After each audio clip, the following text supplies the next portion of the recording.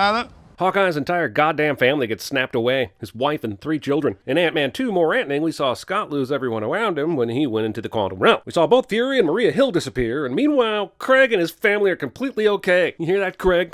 You and your stupid family, Craig. 34 seconds of Marvel logos. Holy thank God it finally showed up. I thought I was going to pass out. I feel like Ethan Hunt getting a hit of oxygen after that free dive in Rogue Nation. So the fuel cells were cracked during battle, and we figured out a way to reverse the ion charge and bought ourselves about 48 hours of flight time. Why the did they take off in this ship without inspecting every last detail? I know the urge to go home is strong, but they could have stayed on Titan for a while to potentially find supplies, fix whatever needed to be fixed, and find fuel from at least 2 ships that crash-landed during that fight, Nebula's Necrocraft and the Q ship. I feel like this whole thing was made up just to get Captain Marvel involved. Wait, each of these sinks in this bathroom have individual shaving mirrors? Is that really necessary? Seems like the Avengers could divert their interior design budget to, like, I don't know, alien missile defense, which would come in very handy later in the movie. Gwyneth Paltrow doesn't know what movie she's in this scene. He did exactly what he said he was going to do. Thanos wiped out 50% of all living creatures. Even though the world governments are in pieces, they were able to take not only an impromptu census, but also a cat and dog census. And who cares if it was 50% or not? If you wiped out 10%, the situation is still Honestly, into this exact second, I thought you were Build-A-Bear. har har tones. This falls just as flat as what he called Ebony Maw Squidward in Infinity War. Rando pop culture references don't always equate to comedy, movie. We're the Avengers, not the pre-Vengers. Okay. Right? You made your point. Just sit down, okay? No, here's my point. You know what? Tony, She's just sit, great. sit down. Pick a lane, movie. Either Tony is so upset that he can't think straight, or he's just lighthearted enough to make whimsical comments about Captain Marvel and call Rocket a Build-A-Bear. It can't be both. I can tell you what Thanos is. Where has she been this whole time? Did they not allow her in the meeting? Geez, so much of that previous scene could have been totally avoided. To the garden. That's cute. Thanos has a retirement plan. Do the Avengers have a quota of snarky wisecracks that have to be inserted within certain intervals? That's annoying. I'm built on snarky movie wisecracks and I don't even have a quota. No one's ever seen anything like it. Until 2 days ago, on this planet. Wait, did you figure this out because Nebula said she knew where Thanos was? Or did you just run a diagnostic on power surges? Why didn't you do that before? All Nebula knew was the garden, so that didn't help you with your power surge report. And where the hell have you been all this time? There are a lot of other planets in the universe. And unfortunately, they didn't have you guys. How did the story of Thanos looking for the Infinity Stones elude you in your travels? This is going to work, Steve. I know it will, because I don't know what I'm going to do if it doesn't. Go back to the Fantastic Four? After that, the stones serve no purpose beyond temptation. Has anyone in this universe learned not to shove somebody who's being held in place for a good goddamn reason? Why did Captain Marvel even let go of Thanos anyway? Doesn't matter in the end, but Jesus! We used the stones to destroy the stones. Weird. I used my farts to cover for other farts, but there were still farts left over, so what gives?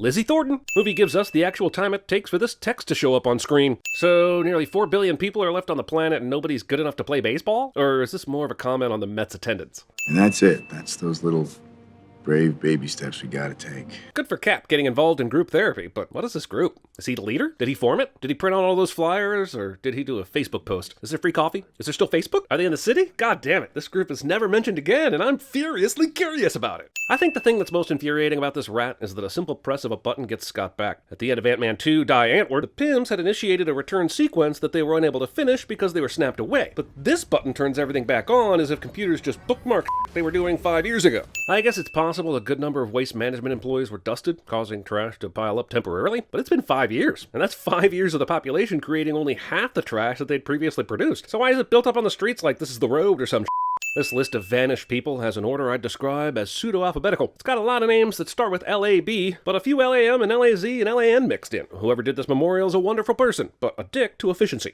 Scott is looking at this stone with these names here, and this will eventually be the one where he sees his own name at eye level. But Scott Lang is nowhere in the middle of this tablet until the movie cuts, and neither are the other people. Once again, teleholograms will have a normal conversation with each other like they're literally standing in a room like this, when in fact they're all by themselves, in some sort of holo booth that I would just once like to see in operation. If they're wearing VR, we'd see it on their holograms. If they have a panoramic video screen around them that is tied to a certain channel, then where is camera?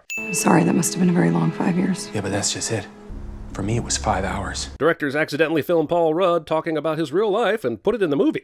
Also, if the quantum realm makes years seem like hours, why did Michelle Pfeiffer look 30 years older when she got rescued from it? And if there was a relative time difference, why were Hank and Scott able to talk over a radio in real time at the end of Ant-Man 2, Antebellum Parabellum? What if there was a way that we could enter the quantum realm at a certain point in time, but then exit the quantum realm at another point in time? So you spent 5 hours in the quantum realm, and because of relativity, that was 5 years on Earth. The problem is, in both the quantum realm and in the outside world, time was moving forward. So why do you think there are points that you can go to just because of your 5-hour experience with relativity? So who do we talk to about this?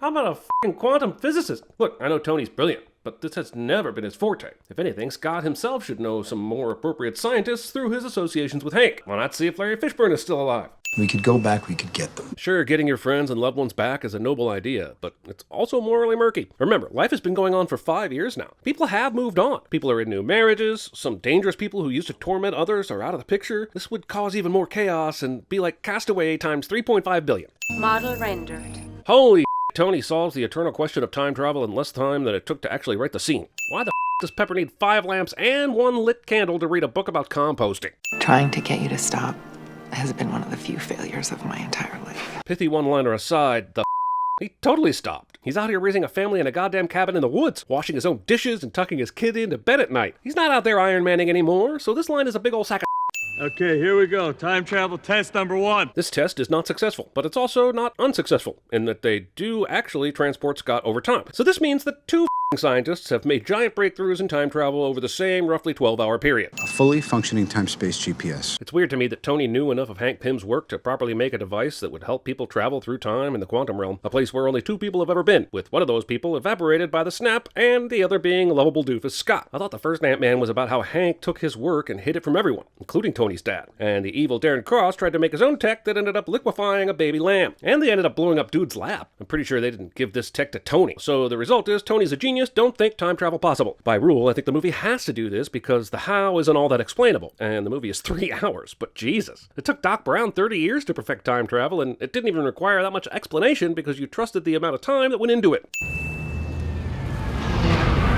This is 100% on Scott here. How did he not notice a motherfucking spaceship about to land a few yards away before he opened the taco? He won't see you. Huh. Seems a little weird to reduce a badass character like Valkyrie into a glorified gatekeeper with little agency otherwise. I'm sure this gets rectified later in the movie, though. Let's see. Scrolling, looking. Oh yeah, she takes out one of those Chitauri whale things and gets a half-assed offer to run Asgard now that it's a fishing village. And not the landmark for civilization known across the universe. Thor! Thor's fat. Get it? It's a joke for almost the whole movie, except when the movie wants you to take it seriously. Then back to joke. Get it? Of all the bullshit this movie did not need, it's Hawkeye's career as a vigilante. But even more, I can't believe Hawkeye is the kind of guy who can take on a horde of Yakuza on his own. You might say Hawkeye has fought tons of enemies stronger than this, and I say with help. One side there, Lebowski. Hilarious reference, but this is a reference to a movie that starred Jeff Bridges, who was in the original Iron Man. Stop with the constant references, especially when they make no goddamn sense. Gah! Changing the past doesn't change the future. You see, we needed a way to do time travel where we didn't up the present. So now we're doing the kind of time travel where we create alternate timelines. I'm sure it won't be just as confusing as all the other time travel movies, and there will be no debate about this at all by the time it's over.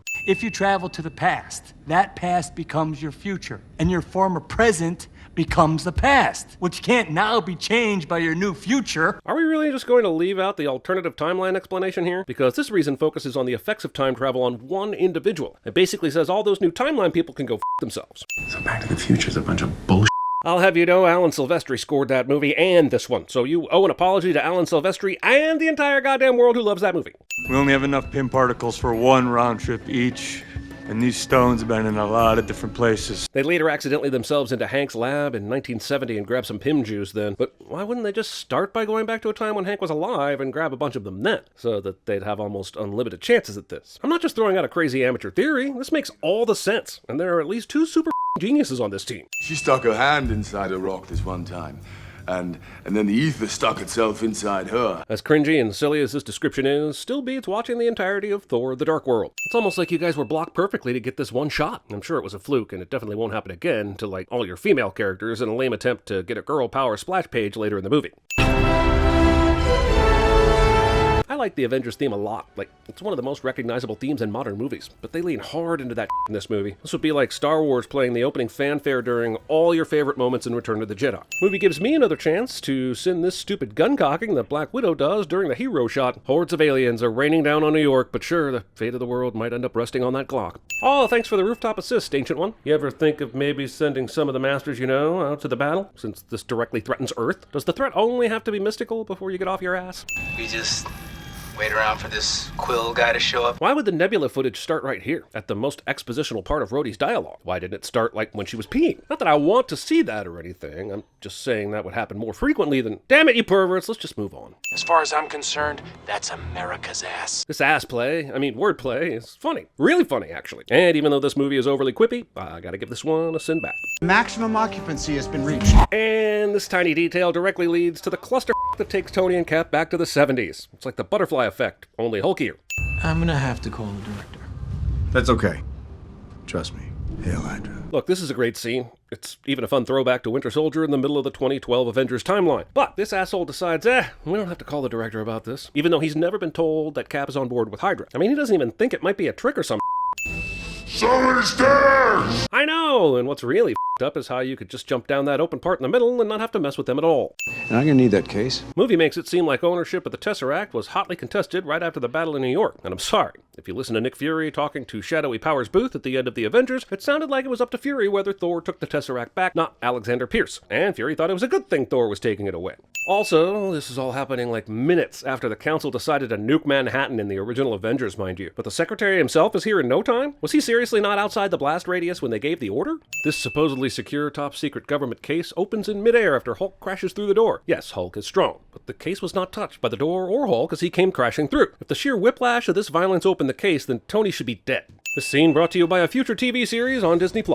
The Infinity Stones create what you experience as the flow of time. Remove one of the stones, and that flow splits. Oh, is that so? So in 2023 present day, with the stones destroyed, what did that do with the flow of time? Or do the atoms still count? In this new branch reality, without our chief weapon against the forces of darkness, our world would be overrun. The branch reality discussion confuses this movie a little bit because, according to the rules of time travel in this film, this reality is already different from the main timeline. For instance, in this reality, Loki has the Tesseract after the Battle of New York. So it seems like the main issue isn't so much branch realities, but the fact that this timeline wouldn't have a time stone anymore. I can't risk this reality on a promise. I'll also require a hunch about what Doctor Strange is going to do in a few years. If I have that, reality risked. There's another consciousness sharing her network. Wait, Nebula is on a network? So you're saying that when Thanos was systematically replacing Nebula's human parts with machine parts, he decided to include a f***ing modem? Where is this other nebula? In our solar system. Of course she is, but does it matter anyway? Considering that portals and jumps and Bifrost and Captain Marvel assists and all that bull.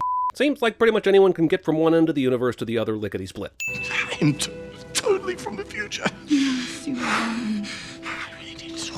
It is awesome in a multi-layered way how the time travel gambit not only allows for this movie to correct a wrong, but to also allow some key characters to see their loved ones once more in a completely natural and unplanned way. It's an unexpected bonus, and it deserves a send-off. Natalie Portman's in this movie so briefly that I'm convinced the directors broke into her apartment and just took footage of her waking up in the morning without telling her. Thor totally f***s the Dark World's Thor. There's a battle about to take place here, and you screwed him because you want your hammer back? Sure, Steve brings the hammer back, but Thor doesn't know that someone's going to make a return trip until later when Bruce finds out about the branch realities from the Ancient One. Oh, f*** you. Thanos and Maw have been f***ing around with 2014 Nebula a bunch already, and this is the time you start to glitch. I am inevitable. Damn, Nebula's got some sick editing software in her memory banks, considering she was all the way over here, but the camera's fixed on Thanos' left side. You're repeating yourself, you know that? You're repeating yourself. You're repeating yourself. I want to believe that this movie, which has literally been replaying scenes from that movie with the same characters, has some sense of this ironic dialogue, but my sin-hardened heart won't let it happen. Get this back to the compound. Shoot up. What's in New Jersey? Okay, there's no rush to do this. There's no reason not to tell Scott where they're going and why, other than to be dicks. Guys, I've got it. Since we lost the wonderful Stan Lee, let's just cast Mark Maron to stand in for his cameos in future MCU movies. Look at him. It's perfect. You new here? Not exactly. Oh no, this is a real problem for our heroes. This lady's gonna alert the authorities and it's gonna be a huge impediment to them getting back to the future. Look, I know Marvel has an excellent track record with their de-aging tech, but this job on Michael Douglas is straight out of Tron Legacy. Tony's going to fit this Tesseract in this briefcase? I don't think so. Let's just say that the greater good has rarely outweighed my own self-interest. This whole sequence is emotional, very emotional indeed, but Howard spilling his guts to an ostensible stranger, along with Cap accidentally into the office adjacent to Peggy, feels so forcibly contrived it might as well be from a standard-ass rom-com. 2014 Nebula goes through the trouble of removing 2023 Nebula's orange headpiece to fool the other Avengers when she takes her place, but she's not going to bother replicating the burned metal Terminator hand that 2023 Nebula has after grabbing the Power Stone. Christian Bale from The Prestige would not be impressed. But the raccoon didn't have to climb a mountain. But how do they know to climb this mountain, or any mountain at all? There's an entire planet to explore, but they're positive the Soul Stone is right here? Natasha, daughter of Ivan, Clint, son of Edith. Your other parents, they don't matter. In order to take the stone, you must lose that which you love. Whew, good thing they just happened to send these two bosom buddies up here and not like Rhodey and Scott. Tell my family I love them. You tell him yourself. Sacrificing. This being the second time we've seen a successful acquisition of the Soul Stone, I'm wondering, what the f does Red Skull do after this? Does he wait until someone brings it back? And remember, Steve is supposed to come back here later and replace the stone like this never happened. Where does he put it? The fact that this stone is acquired by a sacrifice rather than stolen makes it a problematic stone to return, no? Can't get her back. Can't be undone. Well, yeah, it can actually. Since you guys obviously don't give a f about other timelines, you can just go back to a time where she's lived and just take her with you. Since you can't change the past, you could go back to just before you did this and take her from there. The other timelines can go f themselves. They hate you because they ain't you. What do you think is coursing through my veins right now? Cheese whiz? This is an emotional scene. Natasha is dead. They're about to bring back their loved ones. Thor, who's been racked with guilt and is depressed over his failure to kill Thanos, is pleading seriously with his team to do the unsnap. And Cheese Whiz somehow enters this script right now. Okay, remember, everyone Thanos snapped away 5 years ago, just bringing them back to now, today. Don't change anything from the last 5 years. This sounds like a thought that's so complex that nobody could possibly do it right. How do they even know how this snap works? Hooray! Hulk snap brought back all the dead folks to life. But let's think about the practicalities here. What happened to people who were like on a flight when Thanos did his Do they appear in midair and do a Wile E. Coyote shrug before falling to their deaths? Or did Hulk guide them to safety? And how unfair is it that the people who were snapped away off an airplane get to live, but the people who crashed into the airplane just stay dead? And if the people who died were brought back, then check the cemeteries because we have a zombie apocalypse on our hands. With the stones you've collected for me, create a new one, teeming with life, that knows not what it is lost, but only what it has been given. So with the stones, he could have literally done anything he wanted, and he chose option Z, cut the population of the universe in half. What a f***ing dick. I was on board with Thanos' thoughtful madness because it made a certain sense for a villain to exercise a cruel intelligence on life in his quest for balance. But now that we know he could create a whole universe, that whole balance thing that he once espoused and I believed in no longer works. He could have created two Earths connected by an accordion tunnel and told astrophysics to go f*** itself while half the population moved to the literal new world. Source material doesn't matter in the CinemaSins universe, but the word on the street is that the comic book Thanos did all this to impress a lady named Death. That's right, the power of boners made Thanos do this, and his actions make way more sense under that context than this does. Iron Man has a clear headshot, and his coldly calculating billion-dollar suit misses like a dick.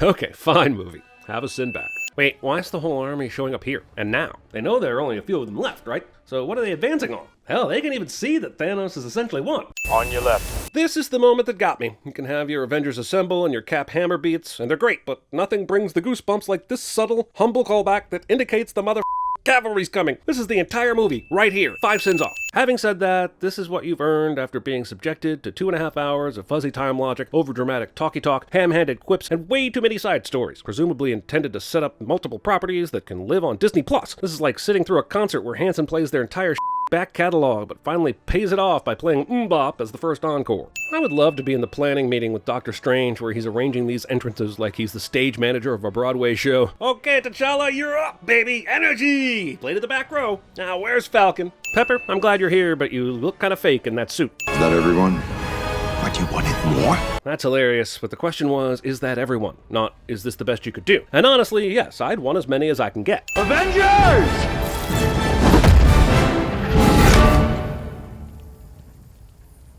Assemble. Yes! Although, this means we're gonna get a stupid jumble of effects-driven bullshit fan service for the next several minutes before there are actual stakes involved, aren't we?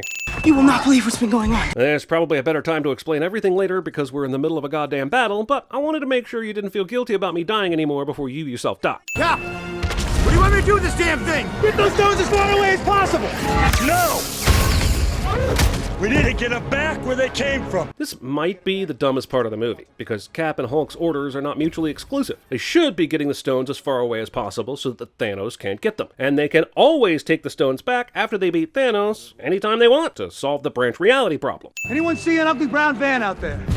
Yes, but you're not gonna like where it's parked. Really, Valkyrie? You can see the ugly brown van in the middle of this dark wasteland called New Jersey? Also, I understand the Avengers have little calm things constantly in their ears, but how the is Valkyrie on this frequency? And if all of them have that, how can they hear any one person talking? If I tell you what happens, it won't happen. This is absolutely telling him what happens. As I see Ant-Man and the Wasp smiling at each other and shrinking down, I'm once again compelled to ask why they can't fly into Thanos' ear canal or nostril, re-embiggen themselves, and explode Thanos into 100 million balanced chunks of meat.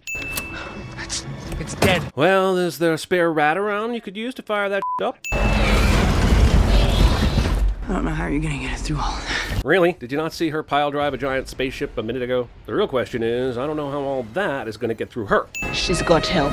The sentiment comes from a good place, but this shot is patronizing in so many ways. It's like after years of not creating action figures for their characters and not making solo, female-driven stories, here's our acknowledgement of their importance. And as if all the women would suddenly show up all at once with no men. Kind of insulting. Come on, of all the scenes in the Marvel movies that don't make the power differential clear between two opponents, it's this one. Captain Marvel is worlds stronger than Thanos, and Thanos has taken a beating so far. See what I mean? Now he's got the glove with the stones, and Marvel is doing some shield thing, and somehow he's getting owned in this battle now, and I don't know what to think anymore. During the struggle, Iron Man is able to remove the stones from the nanotech gauntlet. Either there was an ejector button or he pried them off. I don't know what the hell happened. It looks like the stones may have fallen off and landed on the ground, but that could just be pieces of Tony's suit for all I know. But somehow this turns into Tony having possession of the stones, no questions asked. Do they have to turn to dust if you kill a bunch of fools with the Infinity Gauntlet? Like, can you ask them to turn into something a little jazzier? Like confetti or Dippin' Dots or play slime or something, I don't know, less dour? I guess Tony ordered up to make all the Thanos army disappear in front of Thanos before Thanos disappears, snap. If you're the Avengers, don't you get a little worried that Thanos isn't going away during all this? Whoa! How did they know to call Insidious out here? Random kid Tony ran into in Iron Man 3 got an invite to the funeral? You know, I wish there was a way that I could let her know. The Lord of the Rings, Return of the King was like, no one would dare do as many endings as our We tested the out of our audience's patience. Then Avengers Endgame came along and was like, hold my Pym particle. You have to return the stones to the exact moment you got them. You're going to open up a bunch of nasty alternative realities. Which is totally impossible. How does he inject the ether back into Jane in Thor the Dark World, since it's in stone form now? Or does he even have to? Can he just lay it on her end table? The Soul Stone's return is totally ridiculous. Does he find the pool we've seen Hawkeye and Thanos bathing in? Or does he go up to the mountain and hope Red Skull is there? And what kind of reunion would that be? When he goes back to these realities, is he coming the split second they're taken? Or does he have to interact with the Avengers trying to steal them? And if the people who stole the stones aren't there, then how did the stones disappear in the first place? This movie is propped up on creating alternate timelines when you go back to the past, so how can you revisit existing timelines if that's the rule? Doesn't the quantum tunnel bar you from going back to your own timeline? And returning in 5, 4. Why are they trying to bring him back? Isn't the important thing that they just keep the quantum tunnel open? Because, as was shown in the 2012 to 1970 jump, they don't even need this platform when they travel through time. I guess old Steve is a mystery, right? Like, did he transport here when they weren't looking? Remember, this whole time he's been living in an alternate reality where he marries Peggy, so he had to transport to get here. Or did he transport to and hide in the woods, knowing this was the day they were sending him back to replace the stones, and snuck over to the bench for a big surprise? Yeah, I'd say they stuck the landing on this. That's a good ending. I'm not made of stone. All we are is dust in the wind.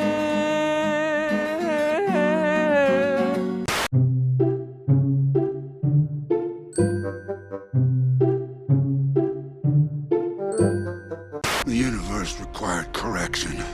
I corrected her. Careful. Look out for each other.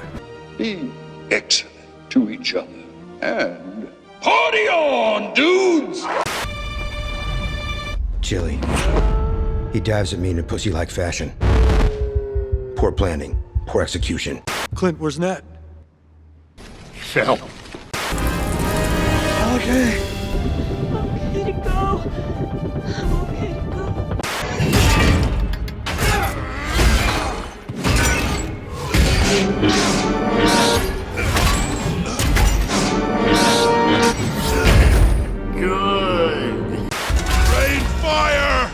I beg pardon, sire. Won't we hit our own troops? Yes, but we'll hit theirs as well.